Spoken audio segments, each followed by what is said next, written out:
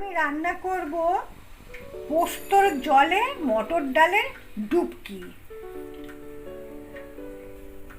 এতে আমি একটু নুন দিয়ে এটা ফেটিয়ে নেব।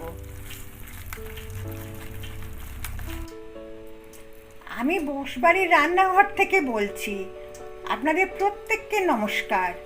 আমি এই ডালটা সারা রাত ভিজিয়ে সকালে এটা বেটে নিয়েছি, নিয়ে তারপরে এখন নুন দিয়ে ফেটিয়ে নিলাম। কড়াতে তেল দিয়ে দিয়েছি। তেলের মধ্যে আমি একটুখানি কালো জিরে ফোড়ন দেব।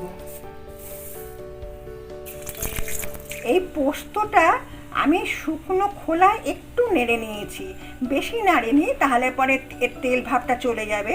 একটু নেড়ে নিয়েছি। তারপরে এটাকে আমি কাঁচা লঙ্কা, তেল আর নুন দিয়ে বেটে নিয়েছি। এবার এটাতে আমি জলে গুলে নেব। এটা জলে গুলে নিয়েছি। আমার যদি নাকি আরো জল লাগে তা আমি আরো জল দেব। এটা আমি এই ফোড়ন দেওয়া তেলে ঢেলে দিলাম। বাটি ধোয়া জলটা এর মধ্যে দিয়ে দিলাম। জল লাগলে আরো দেব।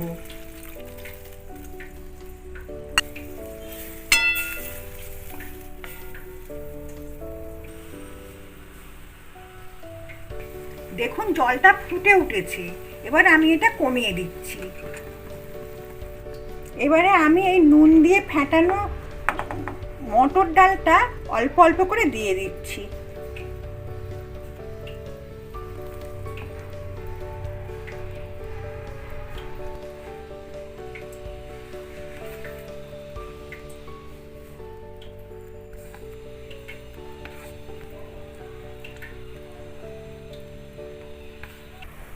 আঁচ আমি বাড়িয়ে দিয়েছি। দেখুন এই মটর ডালের এই যে বড়িগুলো, কাঁচা বড়িগুলো ভাসছে। আপনাদের যদি জল লাগে তাহলে কিন্তু ফুটন্ত জল দেবেন। এই যে বড়িগুলো ভাসছে, পুরোটা এবার ডুবে যাবে।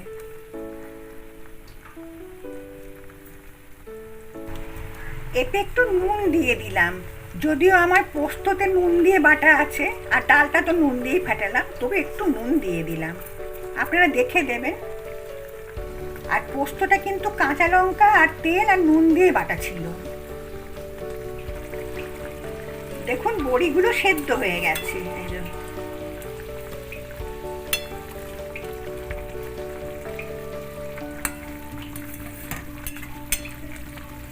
এবার আমি একটু স্ট্যান্ডিং টাইম দিয়ে নামিয়ে নেব।